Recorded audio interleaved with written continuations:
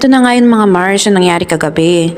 Dahil nga may pasok yung nabukasan, pinapatulog ko na ng maaga itong dalawa ko, si Kuya James at si Ate Aurea.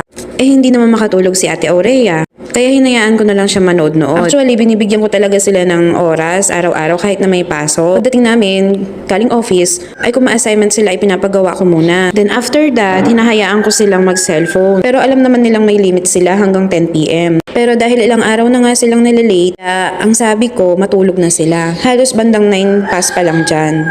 At eto naman si Bunso na si Arkin ay panay ang pangungulit sa amin ng papa niya. Eto kasing asawa ko ay ilang araw na may iniinda. Ay masakit daw ang kanyang tagilira sa may bahagi ng ribs sa may kanan. Kapag ka nga nagalaw lang ng konti ay masyado andaing. Kagabi ay nag-uusap kami habang hinihilot ko yung at minamasahe ko yung mga kamay niya. Dahil nga palagi na rin ang inda niya dito sa mga kamay niya. Eto kasing asawa ko ay ayaw niya yung amoy ng efficacent.